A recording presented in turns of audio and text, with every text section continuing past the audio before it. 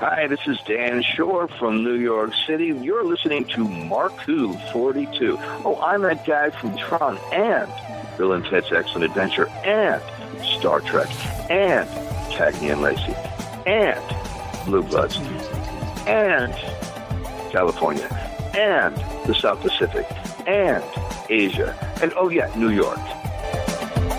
Welcome to MarkWHO42. That's right, MarkWHO42, Doctor Who on Krypton Radio. I'm your host, Mark Baumgarten, and with me today, as always, are Christian-basel, Kayla Escalillo, and brandi-bachle. Now, Brandi, you started last week, and I wasn't on the show, so welcome. Thank you. Okay.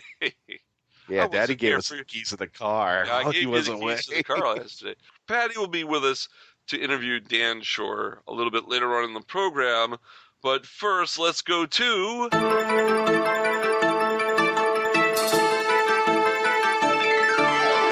Doctor Who News with Kayla Escalillo. Kayla? Woo! All right, so not a whole lot of news has dropped since the big reveal of the companion, which you guys have already gone over. But the new exhibition of the Target artwork from the Doctor Who novels opened. Do you mean those things that I sell at MarkWHO42 Books at a reasonable price? Indeed. All over? Drink. Indeed. All right. Jeez. Really? Insert early. shameless plug. Anybody got an outlet? Because Mark's got a plug. He's got a shove right now. So tell us about this exhibition for Target novels. So it featured 30 different pieces of art that were published between the 1970s and 1980s under the Target imprint. So it includes covers by Chris Achelios, Andrew Skilter, and then others by Roy Knipe, Jeff Cummings, and David McAllister. So the launch was attended by a bunch of different people. Stephen Moffat was there. Peter-Capaldi was there. So it's kind of a big deal. You know who was there? David J. Howe and Sam Stone were at this lovely exhibition. I saw pictures of them with Peter Capaldi. That was kind of nice. I remember these Target covers when I was growing up because I used to I bought the novelizations, and the geek that I am, I took them to school and read them there. And yeah, the covers, they were really beautiful covers. Yeah, the ones that they showed with the article were pretty cool looking. Yeah. So to see a whole art gallery of them would probably be pretty cool. And this is taking place now in England? It is until the 15th of May. So it's right. coming to an end. Okay. But people listening to this still have time to get in their jet, fly over to England, and watch it. Look at it. They do. And if they have that kind of jet to just pop into, I'm very jealous. If they have this jet to pop into, they can stop in Florida and pick us up and then take us the rest of the way. Exactly. Right. We could do a live thing from there. Yeah. Pretty Brandy, cool. you have that jet waiting out back, right? Brandy, do you... Of course, where else would it be? It's invisible, and she dresses up like Linda Carter, so we're ready to go. The invisible jet. All I right. keep falling out because I put my tray up right, and I can't remember where I parked. Okay, that was lousy. Just take It was. Just take it out, please. Wow. Kayla, what's next? All right. So the nominations for the 2016 Hugo Awards have come out, and the episode Heaven Sent was nominated Oh, good. for the Best Dramatic Presentation Short Form. It's up against shows like Grimm, Jessica Jones, Supernatural, and surprisingly My Little Pony. Yeah. Yeah. Not sure how I feel about that one, but I'm feeling a little used and hurt. And Used. I'm feeling touched. It's not good. It's not a good I feel a little feeling. betrayed. That betrayed would be the proper word, Kayla. Thank you. I am really You feel like grasping. dirty because the bronies now have a category in there. Bronies have a category. I'm a Oh little. my I feel a goodness. little dirty. It doesn't make sense though. That's I what know, I don't it understand. makes sense. It is they count as television episodes. Television episodes are the short form. My Little Pony is a television show, so an episode can fit in that category. I don't know what the heck they could have had an episode about to be nominated for a Hugo, but it's done, and let Heaven Sent win. The fact that it's a cartoon up against all these live action is what just kind of throws Well, me. there have been cartoons up before. There Have there? Yeah, there have been. Okay. Yeah. But not My Little Pony. Yeah, and the episode is called the Cutie Map, so I don't. Yeah. I don't even Well, know. you know what? I can't wrap I my head bet around John this. Delancey's in it. John Delancey probably is in this episode. I would hope at least some sort of semblance here. It's just not gelling. The It's- gears are not clicking properly on this. No. I know. I Little can't ditty wrap my head around it. I really just it does not You make know, it. if you're a brony, we have nothing against bronies here at MarkWHO42. It's just, I don't know. I'm just, My this is Little best Pony is a dramatic, children's. right? I don't want to get into This it. is for best dramatic, right? Best dramatic. You're And telling me a bunch of ponies could possibly beat Peter Capaldi by himself? no. Okay. No, I'm not telling you that, but they got nominated somehow. So there must have been enough people who like My Little Pony, who liked this episode, who put it up there. Okay. All right. I you haven't know, seen the episode, so usually- I can't judge, but it's, Yeah, maybe we should watch this episode. Just see. Maybe you should. Maybe I should. Maybe you know, I'll let my kid watch it because he used to like My Little Pony, and we'll is he brony? well, not technically. He gave it up. Not technically. He doesn't watch it anymore, so he's not a brony. It's not like alcohol. I'm just giving it up. I was just say it's like. He gave it up for Lent. It's okay, guys. He He gave gave it up it for up. Lent. Sauce this week, maybe next week. But kid, I need you to do this for a project. So I Yeah, need for you a to project. for a little go bit back more. into Bronyville Oh and my watch this God. episode and tell me what was so good about it. Basically, no, I'm not going to do that. I'm not going to do that. And Brandy, be in the invisible jet if you need us. Yeah, the invisible jet better pick me up and get me out of here before I get in trouble with what I'm saying with the people around me here where I'm at. Hey, Kayla, is there anything else in the news? Yeah, please, Kayla. You said you had more. You had More? Moving forward. Yeah. So we have just gotten the official first name of the first episode of Class. The star, Catherine Kelly, who plays Miss Quill, a teacher, posted a photo on Instagram of her script. And the first episode is going to be called The Prom, which is a really interesting one to start it on. You know, I'm very excited about this show, Class. And I do hear that there will be mention of Ian, at least. Maybe he'll show up in it. I don't know. But he will be connected to the show. They are going to name drop. So that's kind of cool. So what about this? Was it a tweet she put out? She posted a photo of her script on Instagram. Oh, Instagram. She really shouldn't have done that. I think that Patrick Ness would have been PO'd about this, letting something out into the ether about the show. She just put the title on there. That was yeah, but unless I mean, Patrick eventually Ness we would have okayed gotten it. that title anyway. But Yeah. I guess that's the way they put it. It's not like she put the whole script out there.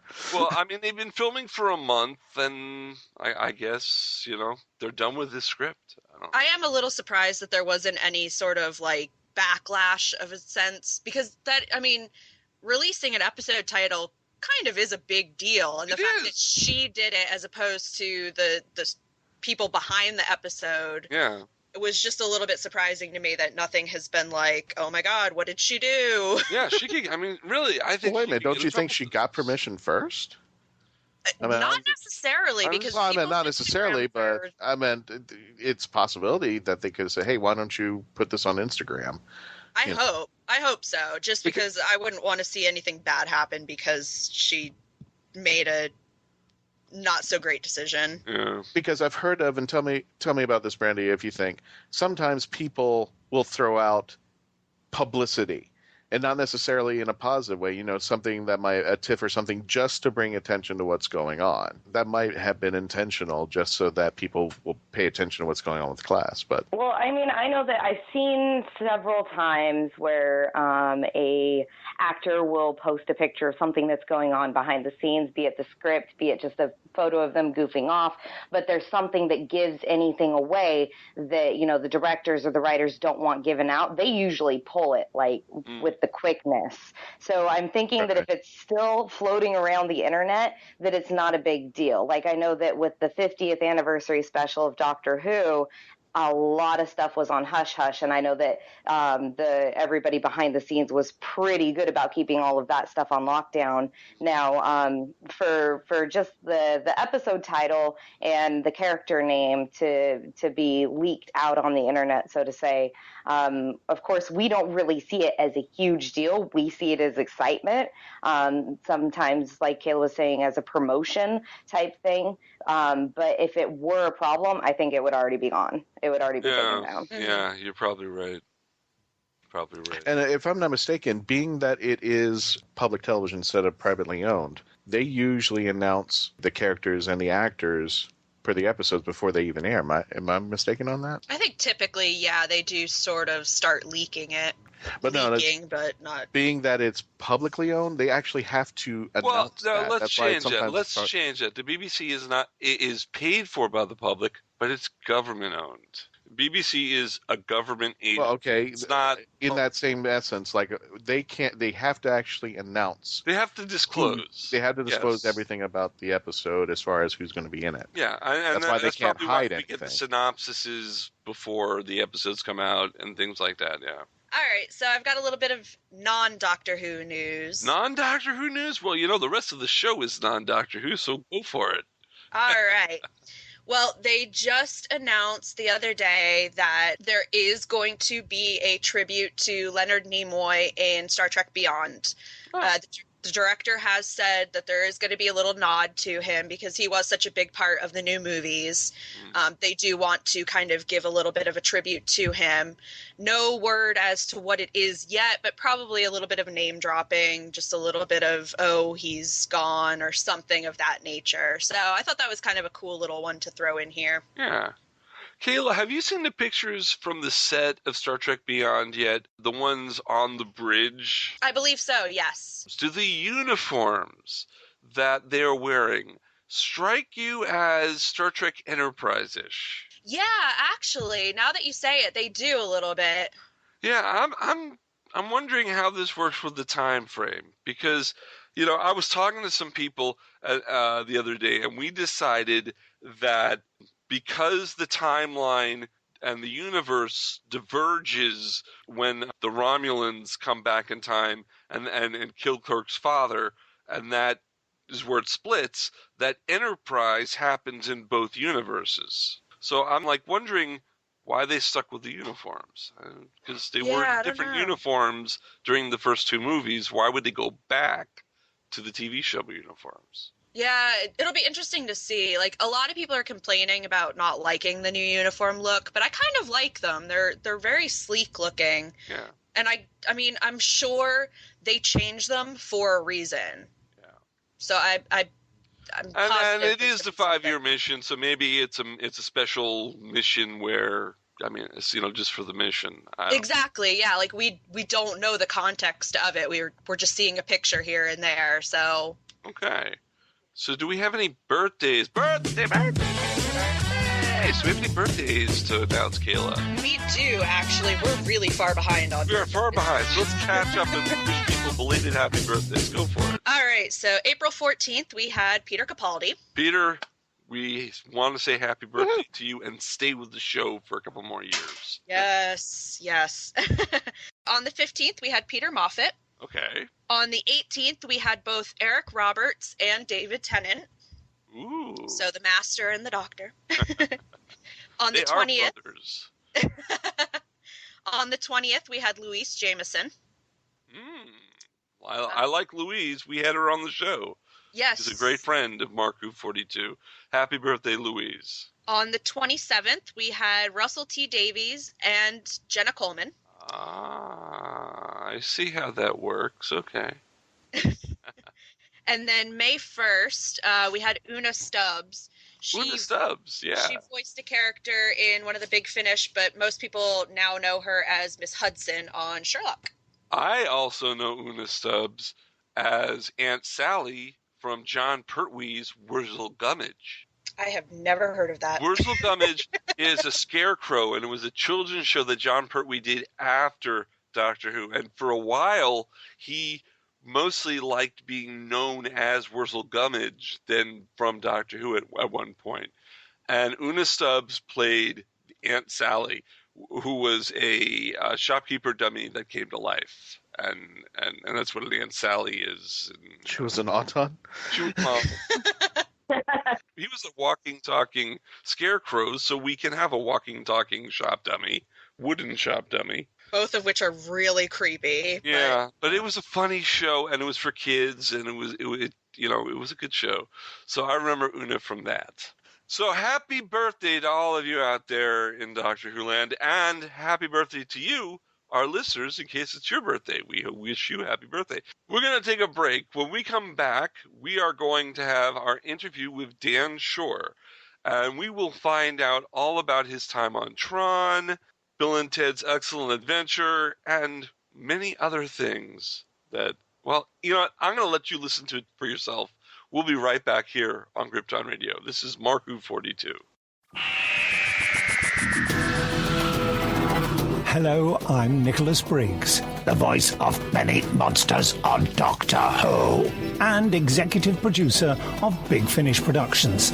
And I'm pleased to announce that MarkWHO42 Books have joined forces with Big Finish to bring you Big Finish Audio. There's this fella who calls himself the Doctor, and he says he has saved me, and we are in his time machine.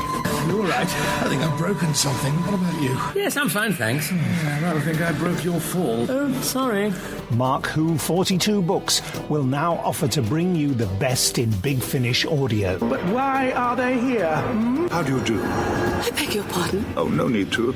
I'm the Doctor, and this is... I am Leela. By all means, please do come out to play, Doctor. I'm waiting for you. To find where MarkWHO42 Books will be, go to markwho42.net or on their Facebook site at MarkWHO42. What are you saying? They fizzled in somehow, like the TARDIS? Yeah, transmat from another dimension. The TARDIS doesn't fizzle. It's more of a... Also go to markwho42.net and download my interview with the team. You're executive producer at Big Finish Productions. Correct. Is this a quiz? MarkWHO42, taking you to the WHOniverse and beyond.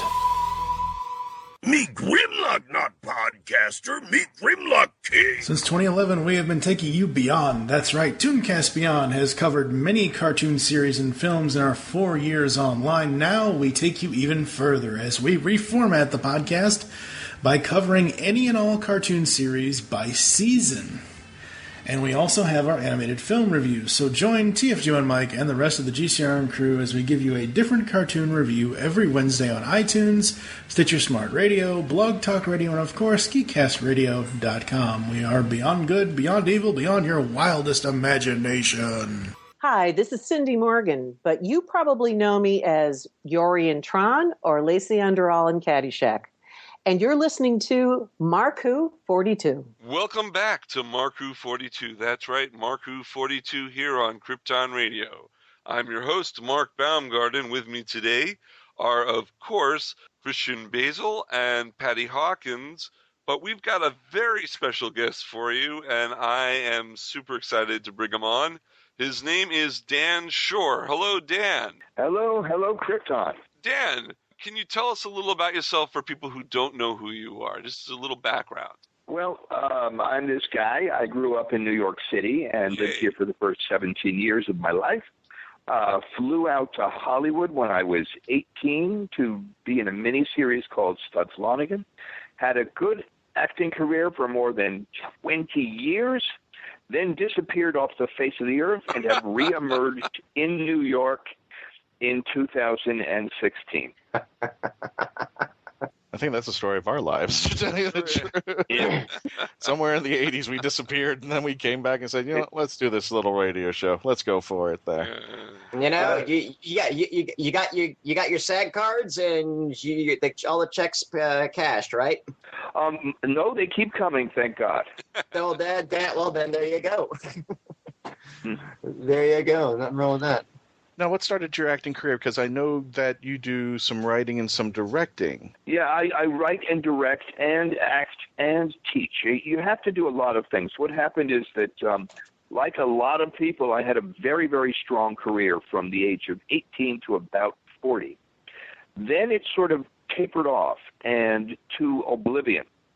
I left, I moved to the South Pacific, and while I was there teaching filmmaking, I became a travel videographer shooting for the travel channels of Saipan, Guam, Tinian, and Rota of the Northern Mariana Islands. Oh, wow. And then taught filmmaking and worked in the Philippines as a director and an actor and writer, and then created the company Show Division, which then when I moved back to New York, the area of my birth, I shoot corporate videos as a corporate videographer and using the skills that I've learned from being in films for over 40 years and then doing travel and now doing corporate video. I write, produce, direct, but I'm still an actor. I just came off stage. I was in a play, The Chosen by Chaim Potok in Hartford, West Hartford at the Playhouse on Park, and just finished that in February.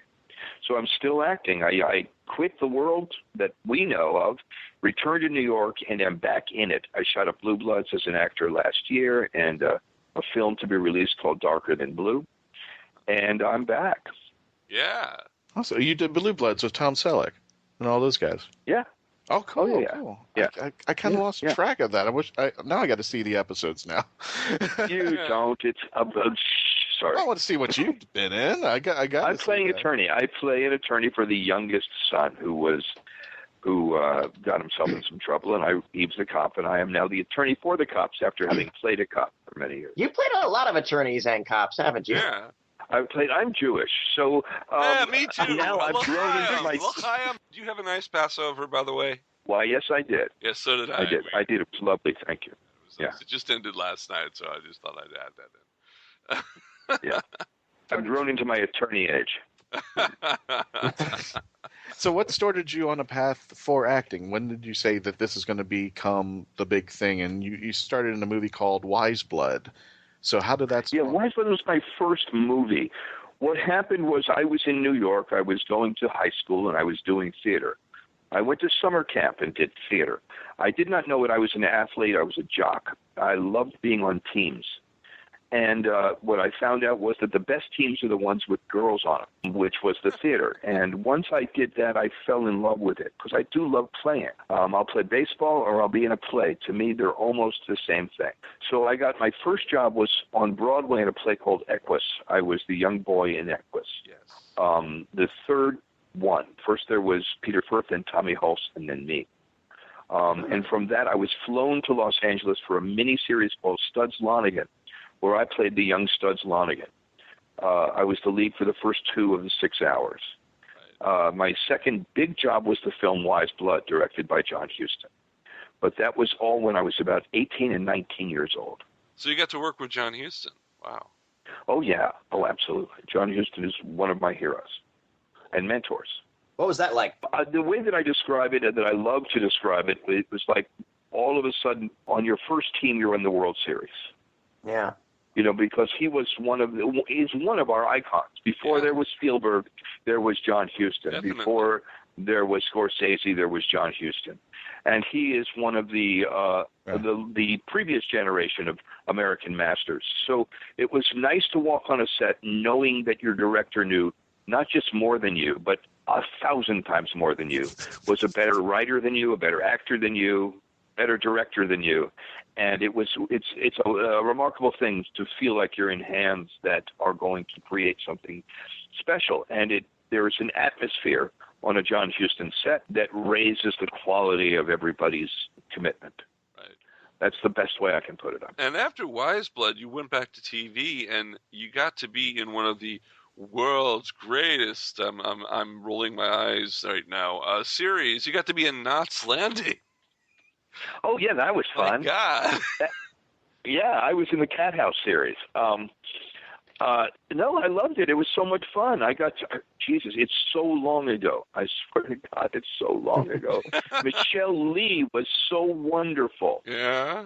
I mean, I had, and Don Johnson, not Don Johnson, God, what is his name? It's so long ago. It's a long time ago. No, I agree. 1981. That's in the 80s. I got to make love to the young girl, the daughter on the show, and bring her into adulthood.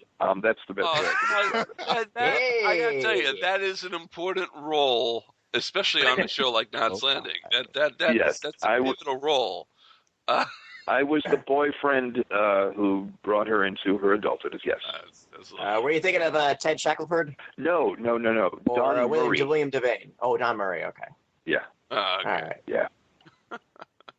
But then a year later, you got.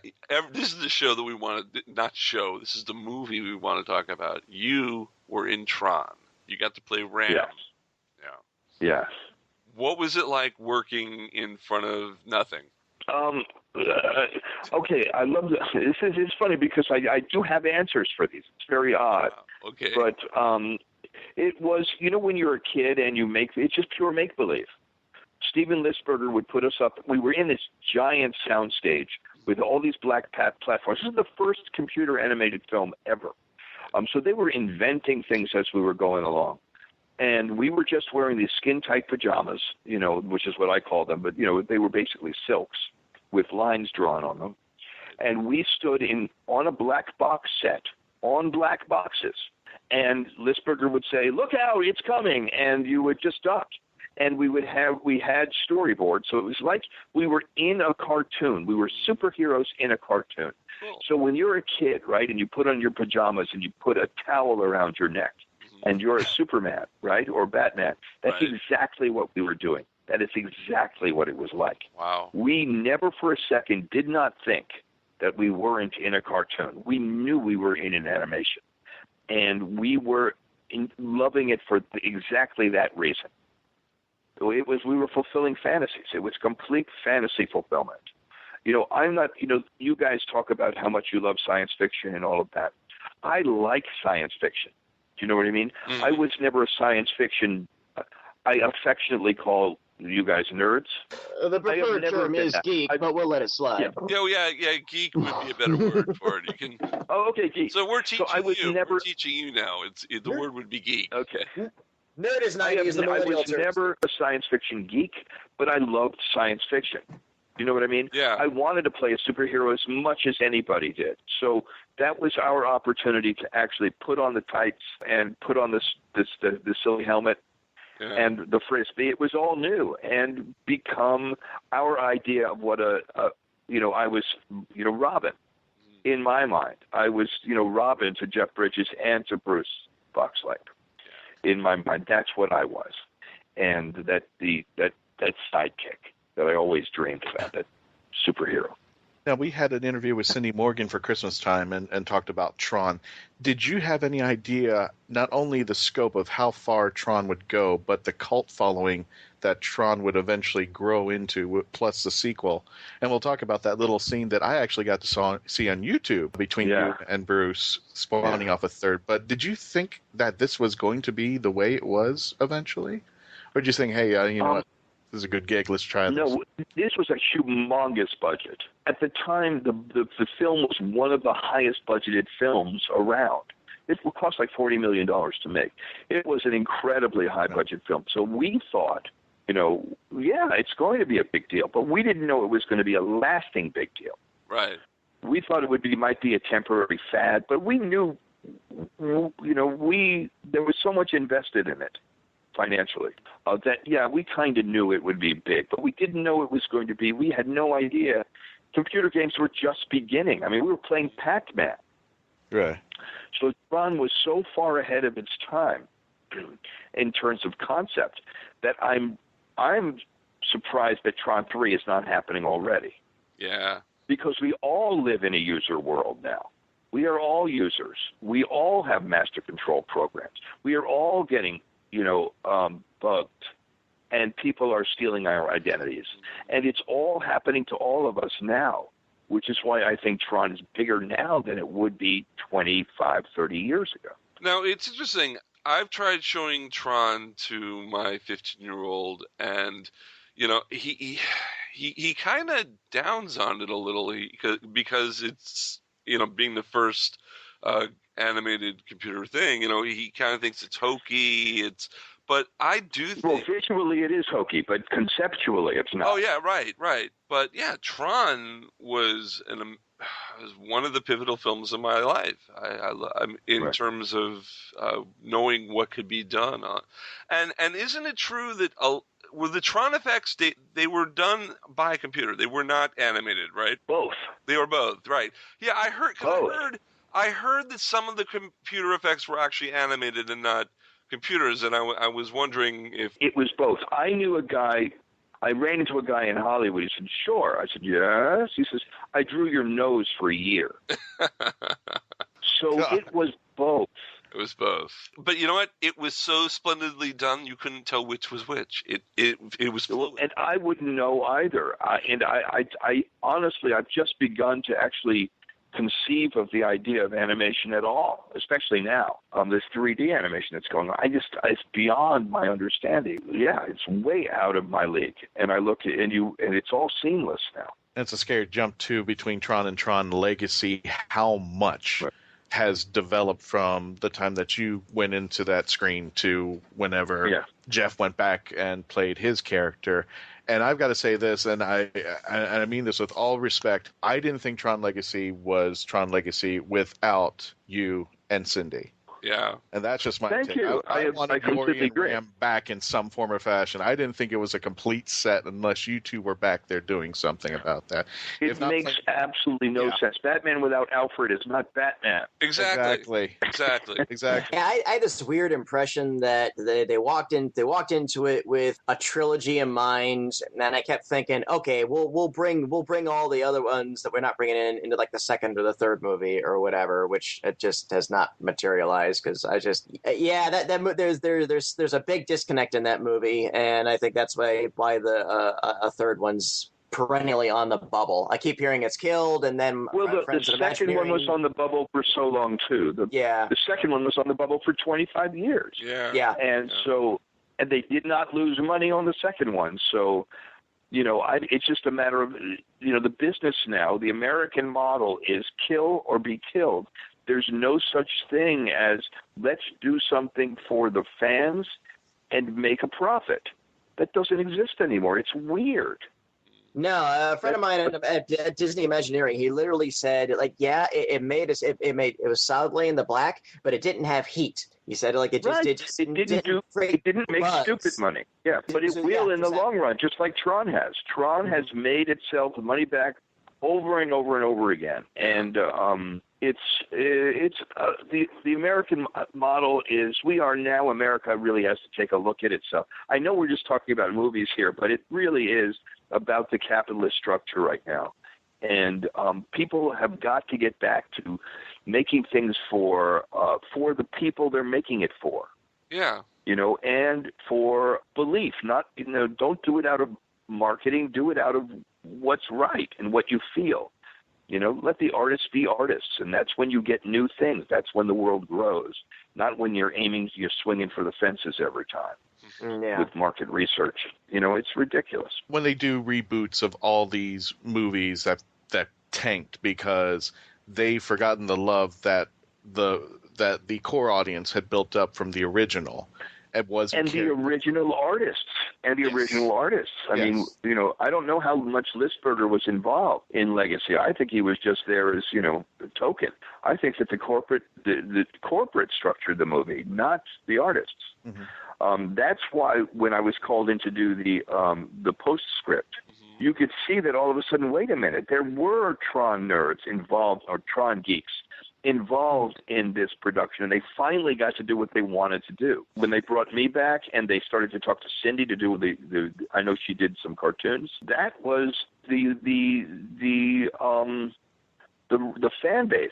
That was the people who actually knew what Tron was and loved it. Let's talk a little about Tron the Next Day. What exactly was that? Well, my belief was that it was a way of appeasing all of the Tron fans who were pissed off when they saw Legacy, that they could bring Ram back and so that they'll buy the box set, and also be a prequel to the next film. I was hoping it was a prequel to the next film, but I never know because I have yet to hear from. I never heard from them again. Oh. So when the third was going to happen, I hadn't heard a word. You know, they're not going to offer me a contract until the thing is sold anyway. Right. But I don't know who's involved with it. I don't know if it's going to be me or not. It's one of the frustrating things about being on the outside of the industry when I used to be firmly entrenched in it. That's not the case any longer. I'm sort of sitting in my Manhattan apartment doing theater, you know, and in the occasional TV show, and hoping that they call. What I've never understood is there was a scene with Cindy and Bruce. They did like a publicity like outtake or something like that. That's now on YouTube. And Flynn's son is supposed to be flying around, escaping from. Yes, I remember that. Yeah, yes. and your scene the day after. I just thought those two scenes could have easily been put in the movie. Yeah, they could have fit. Yeah, but they were shot after the movie was aired. I mean, they were shot after the movie came out. But I just never. They were shot explicitly for the box set. Right, but I just never thought. I thought those two scenes could have easily worked because it would have given. I've always seen Yori and Ram having a big. I think some of the heart that was in the first Tron that I didn't get to see in Legacy at all, and exactly. I think that's that what I've I've heard back out.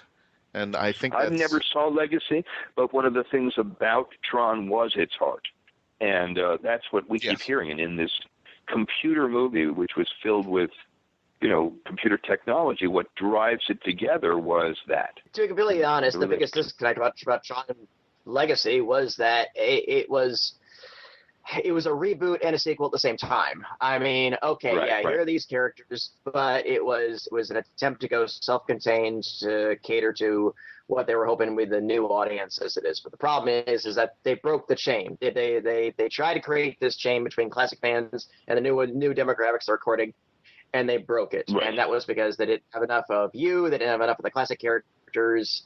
It was almost an afterthought.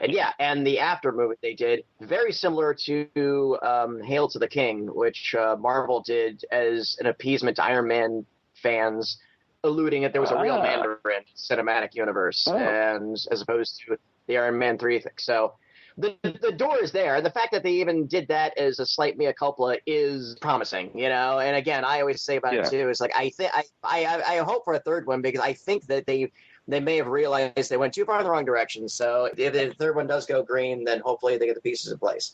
Problem is, I can't imagine it's not. They made money. They made money. It's just how much profit are these guys aiming for at this point? It's just so sad. Profit, and again, there was and you know this, Hollywood runs up a weird buzz too. Even the profitability it's just now, and now of course Disney's got Marvel and Star Wars, and they're just kind of frozen. So they're just I think anybody working on Tron is unfortunately going to be ancillary at best. But I keep hearing that it's in the morgue, or I should say, a friend of mine told me literally like it's in the morgue, but we haven't buried it yet, so it's still around. It's been in the morgue before. The second one was in the morgue for years. It has. Yes, it was. Absolutely, absolutely. And all it takes is just one executive to just sort of roll around and decide, hey, you know what? I'm gonna reinvent the Tron franchise again. So, anyway, we're a Doctor Who show. A Doctor Who is about a time traveling phone booth. That experience you had cinematically. Oh yeah. It's that ripoff of Nice Doctor Who that was made with George Carlin and these two other guys. Yeah, and you. Yeah. Segue. Now that was another movie. Correct me if I'm wrong. That was another movie that was filmed, and it sat in Orion's catalog for almost years until it got released. Bill and Ted. Bill and Ted. It was. No. It was released pretty quickly. What happened was Orion went bankrupt, and it was released, but it was released pretty quickly. Okay, all right. It got a release pretty quickly, but its real life took on after that. Yeah. I mean, Bill and Ted was not a huge hit at the time, but everybody has seen Bill and Ted's Excellent Adventure. And unfortunately, I have some bad news for the fans out there. I was looking at the shows that will be taken off of Netflix this month in May, and this is May 1st as we record this. Bill and Ted's Excellent Adventure is being taken off streaming as of May. Oh, wow. Bad news. That's just wrong. That's just wrong. It's still out there. Don't worry. It's on Amazon. Of course, it's on Amazon. Amazon, yes. If you haven't seen it by now, then somebody who knows somebody will loan you their copy. And you get to play Billy the Kid. And I thought that you did a great job at that. Thank you. You had the essence there. What was it like when you got that script? I mean, that was a silly movie. I mean, we went and we two things. We were in Arizona together, and then we all went off to Rome. We shot 2 weeks in Rome and around Rome. What a blast! It was a real fun, silly movie. Nobody took anything seriously. We just had a blast. You know, I mean, all the goofiness of Keanu and Alex rubbed off on everybody, and it was just a goofy party. You know, nobody took it so seriously. It's not one of those films you could tell, like when John Hughes going in there and you're doing the World Series. This was we're in kindergarten, and we are just having fun. I've always called it. It's a great feel good movie because I always got the impression that everybody felt good making it. I just felt like the energy from the cast. It just seemed like everything was in sync, and I think that really showed the final product, because that would have been easy to write off as a dumb 80s comedy, but it has some legitimately smart moments to it. Yeah. But it's one of the original Dumb and Dumber movies. I mean, it may be the original Sweet Moron movies in teenage silly films. As an actor, you know this. It's a lot harder to play dumb characters sympathetically than people realize. Oh no, Alex Winters. Everything he does seems to be that character. When he did some stuff after Bill and Ted for MTV, I think he was doing the same kind of stuff. He did Liquid Television, which was quite a good. Alex is a director and a writer. He's always been that. When he was a kid, then he was a director. Right. I thought Alex was going to be the star out of this. I had no idea that the world was going to fall in love with Keanu. None. But he really is that guy. Yeah. He is that sweet. He is that likable. He is that appealing. And I just didn't understand the charisma. And that's one of the things you learn about Hollywood is that, I'm a wonderful actor, but I don't have that thing that Keanu has, or that thing that Harrison Ford has, or this thing that some weird individuals have that captivates humanity. It's really a bizarre thing to have. The fact is, if you walk into a bar, women stop and look at Keanu Reeves. I don't. He's Keanu to me. He's this dude. Mm-hmm. But for some reason, he is this archetypical male figure, and I'm like, wow, that it is. It just is. It's undefinable, and it just is. And I love talking about it because it's weird to me. Dan, do you mind if we take a little break, and when we come back, we'll talk to you more about your career and more about Bill and Ted, actually? No problem. This is Mark Baumgarten with MarkWHO42. We'll be right back. Hi folks, this is Christian-basel, MarkWHO42, and if you've been lucky enough to catch us at conventions and wondered how you could hire us to come to your convention or special event, simply go to Heroes on Hand, click the podcast icon, and click the icon for MarkWHO42. On our page on Heroes on Hand, you can actually click the button that says click here to book MarkWHO42 for your next event, and that's all you have to do. Once again, if you wanted to hire us for your next event, simply go to heroesonhand.com, click on podcast, click on our icon, and click the green button to book us for your next event. You're going to love us. We'll see you there. Well, I am shocked and dismayed. Well, now you can't be both. You be shocked, I'll be dismayed. Coming in 2016, Steve Megachon and myself, TF2 and Mike, bring you a brand new TV review show. Welcome to Podcaster Meets World. That's right. We're launching a Boy and Girl Meets World review podcast here on the GCRN. It'll take us 70 episodes of the podcast to review all 158 episodes of Boy Meets World. After that, we will tackle Girl Meets World. You can find Podcaster Meets World on geekcastradio.com and iTunes starting late summer, early fall 2016. So come on and walk through the world with us. I love the thing they call. The voice of Christian-Basel, take 1. Hi, I'm Christian-Basel, and I would like to provide my voice for all your voiceover needs, such as... Okay, like an announcer. Like a what? Like an announcer. For all your voiceover needs, such as animation, radio, announcements, introductions... Now an old man. I can even record voicemail for all the Meshuggahs that call you. A pirate. Arr, and it won't cost you a lot of treasure for me services. Arr. Creepy movie voice. Just call 407-761-2679. 407-761-2679. Or email voiceofchristian-basel@yahoo.com. Well, how was that? That's a wrap. Hello, my name is Peter Guinness, and you are listening to MarkWHO42. Welcome back to MarkWHO42. I'm your host, Mark Baumgarten, with Christian Basel and Patty-Hawkins, and we've got our very special guest, Daniel Shor. Daniel, we were talking about Bill and Ted, and you said the script was silly when you got the script. Was it a standard audition, or did they want you right away? How'd it go? No, it was a standard audition, and I went in and played Billy the Kid. I just went in as this cowboy, and and I had the baby face, and I got it right away. But what happens is you get the part right. Then you go away and do research once you get hired. Now I'm doing all this Billy the Kid research after I'm hired. I go, my God, this guy was syphilitic. He was insane and syphilitic. And I came in first day of shoot, and all of a sudden I was twitching.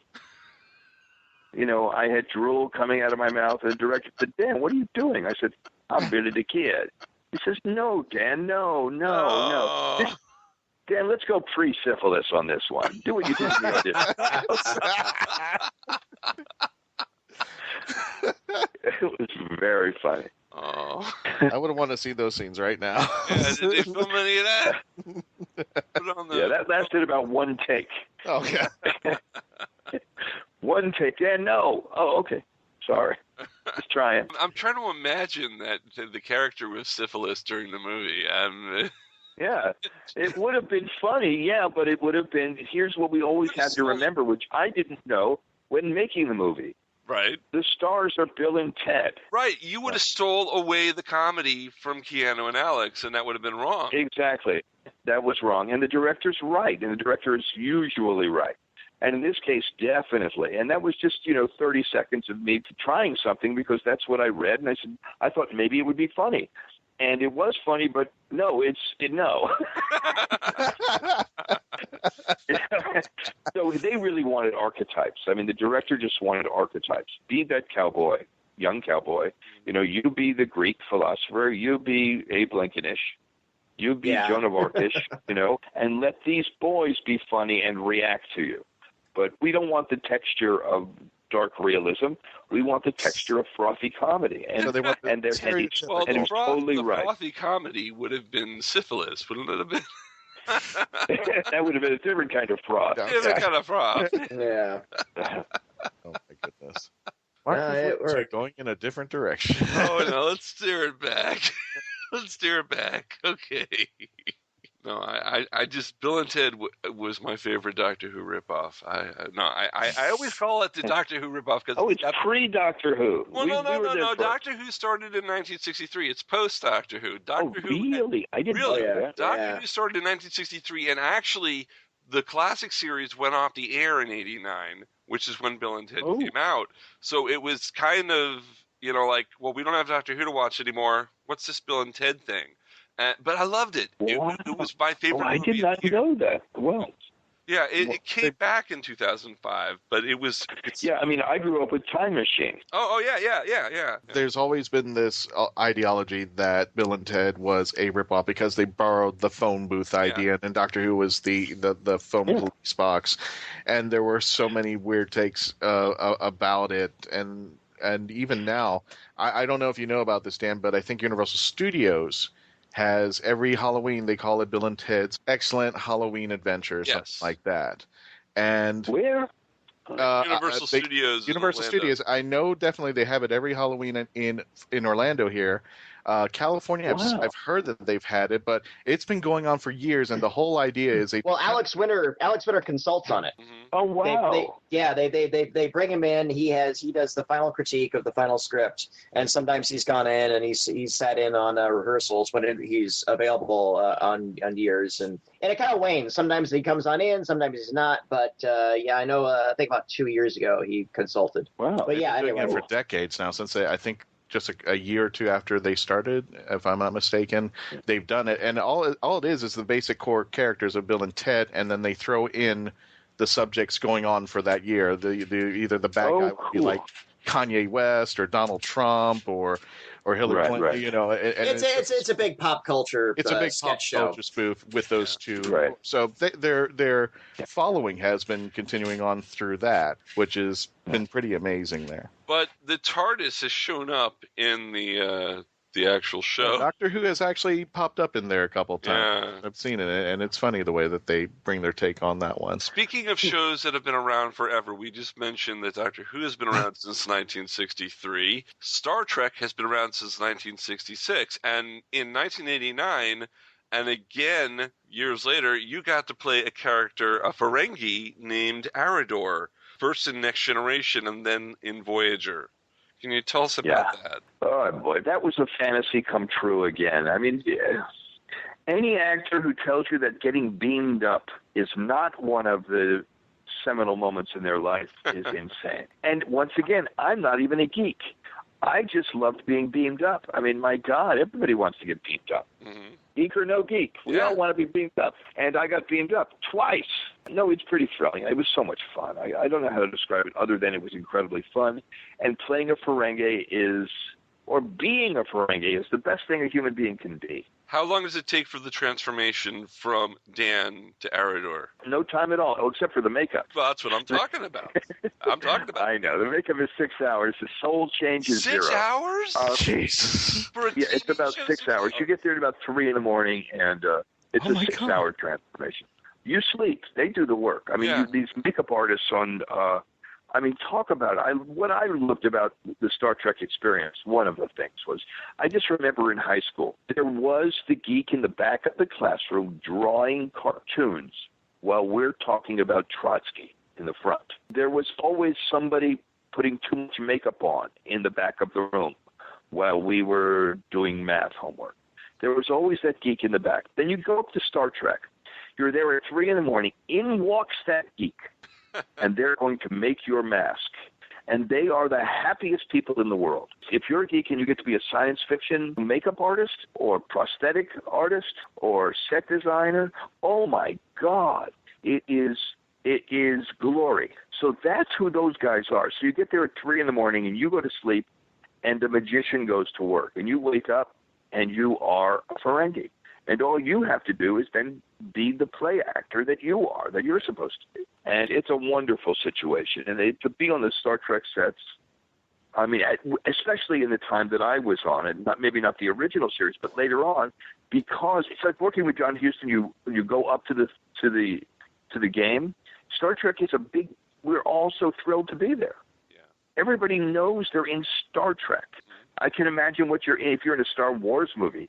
Now, can you imagine what it would be like? You're in that. You're in Star Wars. Yeah. You know what I mean? You are in something of that, not just of value, but something that means something to a lot of people. So you take it very playfully and yet very seriously. Wow. And you're grateful to be there. Have you gone to any conventions over Star Trek conventions? Yeah, not a lot of them. I've done in the past 30 years, I've done like 6 conventions, but they've never been specifically Star Trek conventions. It's just like somebody will call me up and say, Dan, do you want to come? And my answer has never been no. It's always been yes.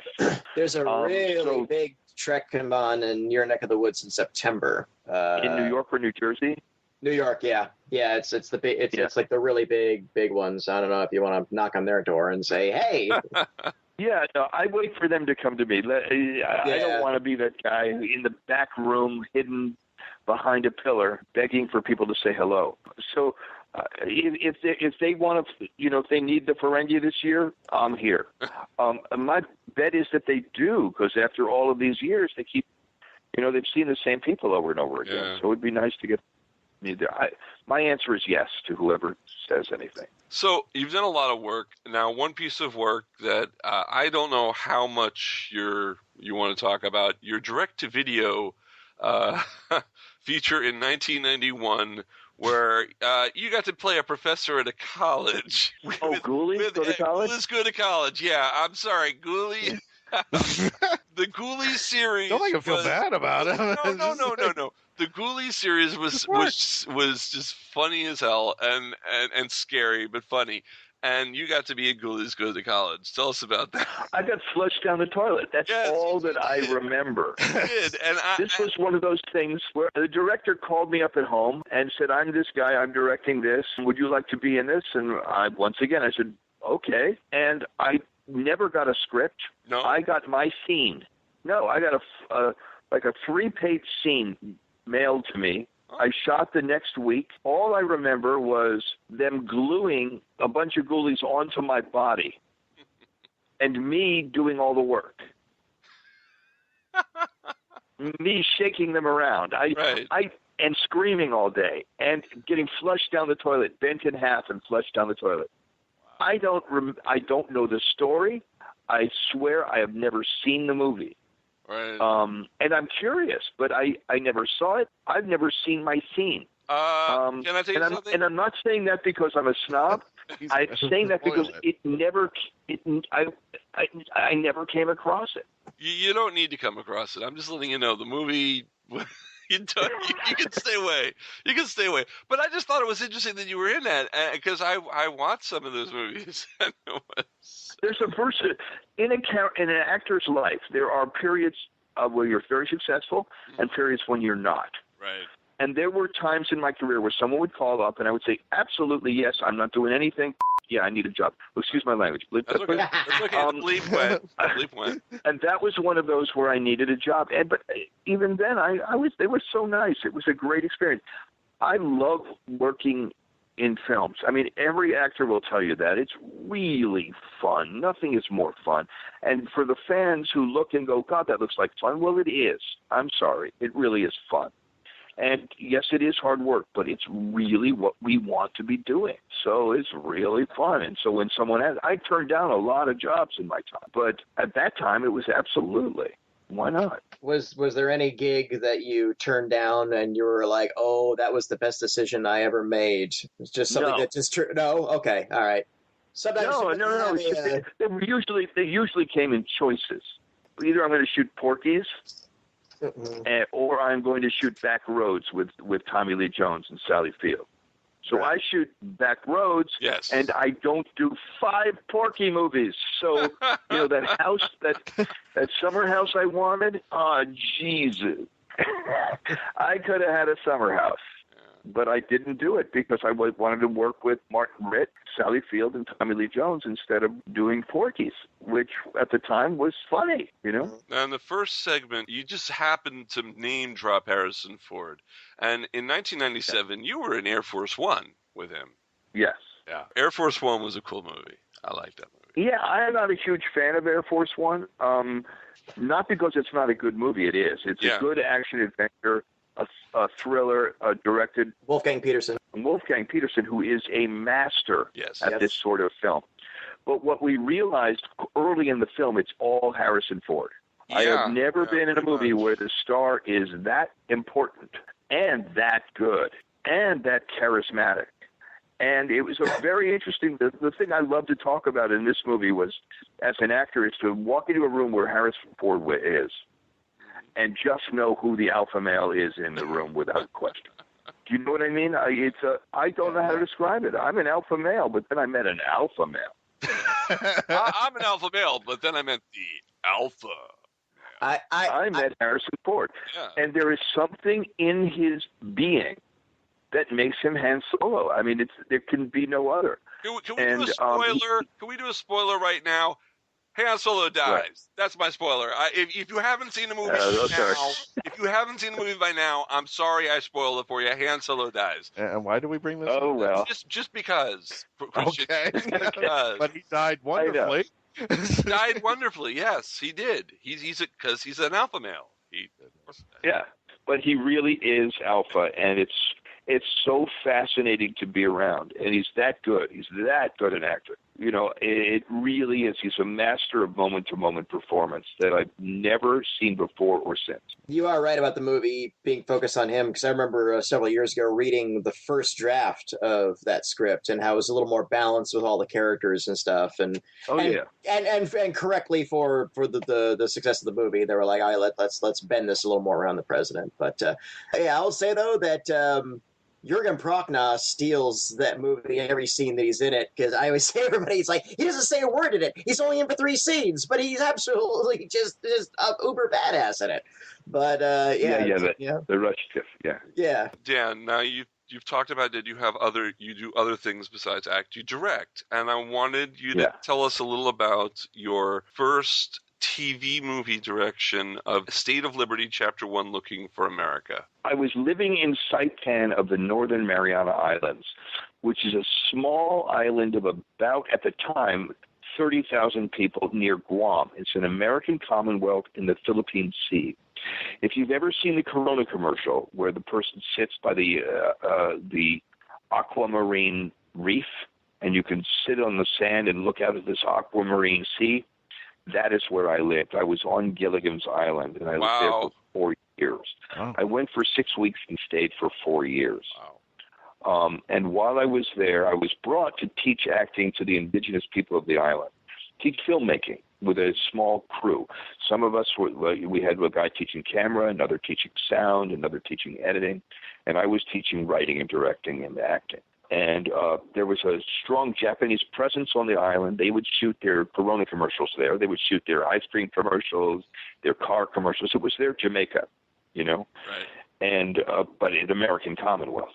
So they were trying to build a film program so that the local people could work on the Japanese commercials and the Japanese films as crew. So what happened was I was there, and then I was teaching, and then I started to direct for the Visitors Channel. If you've been to any hotel, you'll see a Visitors Channel for the island or the visiting, wherever you are. I was creating all of that material. I did 2 hours worth of material, short loops, you know, pieces between 1 and 5 minutes about the arts and culture of the islands, and shot over 50 of them. And they would play in a loop. You know, we'd have, 10 of them would play at a time for the week, and play over and over and over again on the Visitors Channel all through the island. Once I got over 2 hours worth of material, that job was over, and what I decided to do was shoot a soap opera. So I used my students as crew and created a soap opera for the people on the island, about the island and about the many cultures on the island. And there it is, Looking for America. Yeah. And it aired in the South Pacific to, I don't know how to say, other than 100% viewership. Wow. The island stopped. Saipan, Guam, Tinian, and Rota stopped to see the show, and then it aired all through the South Pacific. It would be remiss of me to come towards the end of this interview without talking a little about Show Division. Can you, because... Well, Show Division was an extension of that. It was an extension when I was of in Saipan, I did a radio interview, and someone said, "We're back with Dan Shoda," and I became Shoda Vision. Because Shoda is like a Japanese name, and I became Shoda Vision. Okay. And so I brought it back to New York while I'm here, and I shoot corporate videos. I mean, I have shot an entire series of energy-saving devices for Con Ed and Pennsylvania Electric and all over the entire East Coast, among other things. Rock videos, short documentaries, shot a pilot for a green energy company in California, and I shoot whatever I can. Okay. Well, we've come to the part of the show where we allow, and I always say allow, I don't know why I do that, where we ask our guest to plug any shows or any activities that are coming up for them in the next few months that our listeners might want to catch. Basically, you can talk about anything coming up. Well, the only film I have coming out is called Darker Than Blue, and it's a case of a young man who was falsely arrested in New York in the 1980s during the period of time when Mayor Giuliani was systematically arresting young black men for absolutely no reason other than being young at the time. And that's what the film is about, and I'm happy to be involved in that. It will be coming out, I believe, in about a year or less. Darker than blue. Other than that, I'm waiting for the science fiction fans that I know and love to hire me. Yes. I had left the business for so many years, and I am still trying to get back in. Now, I'm working again, which is great. I just finished a play, and I will be doing more plays. I've been offered a job directing plays in Connecticut coming. Oh. But that's not going to be for at least a year. Do you have an online presence that people can follow you on? Not really, no. Oh. I really don't. There's showdivision.com, but that is all just the video business, right? Which has nothing to do with my performance. There's nothing there for that. So you don't do Facebook? No, I don't. You don't tweet? You're off the grid, basically. I don't know how to use Skype. I'm retarded. I'm not saying anything. I wasn't judging. There's no judgment. I'm pathetic. I don't even say that as a judgment. I'm a really good softball player, but really, really bad at Skype. Well, you're a really good actor too. Google wrong, really so I can't even get that straightened out sometimes. Yeah. Well, Dan Shor, I'd like to thank you so much for coming here on MarkWHO42 and spending a little time with us talking about your career. It's been my pleasure. Thank you so much. And if you want to check out Show Division Video and Media, it's shodavision.com. Check out all the stuff. There's actually a 1-minute video in there that tells a little bit about what Show Division's about. Wow. Good interview. Yeah. Brandi, what do you think about that interview? I think that interview went really well, actually. Yeah.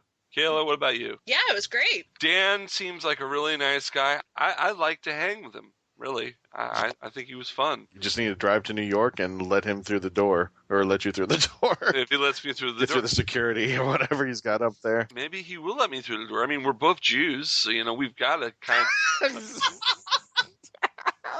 Gotta stick together. We gotta stick together. Maybe Why next Passover I'll have Seder at his house. Why is that a thing? It's not a thing. Yeah, you just made it a thing. Well, you know what? It's a good thing. We gotta stick together. Jew bros. Thank you, Dan. Dan, thank you very much for coming on our show. We're just playing around now. We really appreciate you coming on the show. We love talking to you. We talked to Sydney Morgan a while back. We love TRON. TRON really was an important movie in our lives. Okay, we've got convention coming up real soon at the end of this month. Isn't that right, Christian? MegaCon, the big one now, 4 big days on the weekend of the 26th through the 29th. Definitely want to check out megaconvention.com. There is a plethora of guests. I mean, the list just goes on and on and on, but in particular, Stan Lee, William Shatner. This is supposed to be the Batman, the dynamic duos, Adam West and Burt Ward's 50th anniversary final run. I guess they're not doing conventions after that. Big particularly, Michelle Gomez, as you know, as Missy, Billy Piper, Rose, and of course, John Bowerman. Yeah. So definitely if you want, there's going to be 3 at least Doctor Whovian actors out there, but there's also going to be people, Kevin Smith, John Cusack, Haley Atwell from Agent Carter, Walking Dead. And it goes on and on and on and on. And I think they've been adding people ever since then. But the biggest guest of them all, one of them, is, yours truly's MarkWHO42 will be out there. And if you don't believe me, go to megaconvention.com/organizations/MarkWHO42. We are actually on their website. We will be hosting panels. I haven't gotten any confirmation as to what we're going to be doing. We're hoping the match game will be out there, but we're just waiting. In the meantime, you can go on their website, check out their Facebook site. You can actually sign up for the stuff that's going on out there. They were just kicking out actors, and next thing you know, you think they're done. Nope, 2 more have shown up. But also, if you want to get tickets, megaconvention.com/tickets. Buy them now. From what I understand, they are going fast. It's going to be 4 days long, which I think is the biggest that they've had ever. So it's going to be a huge event. You want to get the 4-day deluxe pass if you want to see us all 4 days. That's about it. And definitely check out our website, MarkWHO42.net, for any updates that are going on our Facebook, for any more conventions that may be added, hopefully shortly, to our list of conventions that we're currently going to now. Definitely. Don't forget to go to our Facebook page, MarkWHO42. Tweet us at MarkWHO42. Go to MarkWHO42.net and join the WHOniverse Army. We are growing strong. You can listen to us on Krypton Radio 4 times a week. You can listen to us on iTunes. You can listen to us on Geekcast Radio Network, FloridaGeekscene.com. We are all over the net. We're on Google Play Podcasts now. We're on Roku. You can watch us on your television with your Roku. We've got the past 12 you can episodes. listen to us on your television, not really watch us. You can't watch us. Yeah, we still hide behind the camera. We don't want people to see our radio faces. I don't know why. No, we do want people to see our radio faces because we go to the conventions, don't we? Yeah. Yeah, so we could see us at the conventions. See us at the conventions, but don't see us on the TV. Until next time, does anybody have any last words to say? Nope. Thank you, Brandy. I appreciate that. That timing was beautiful. Then until next time, allons-y! MarkWHO42 is written and presented by Mark Baumgarten, Christian-basel, Kayla Oscalillo, brandi-bachle, and patty-hawkins. This episode was edited, directed, and produced by Mark Baumgarten. Visit MarkWHO42.net, where you can register and become part of the WHOniverse Army. We can be contacted by email at mark@markwho42, subject line, ? If you'd like a chance to be a guest on our radio show, send an email to our Media Relations Director, Christian Basel, at markwho42media@yahoo.com. You can have MarkWHO42 entertain at your next event or convention. Go to heroesonhand.com/MarkWHO42. Doctor Who and its properties are owned by the BBC, the British Broadcasting Corporation.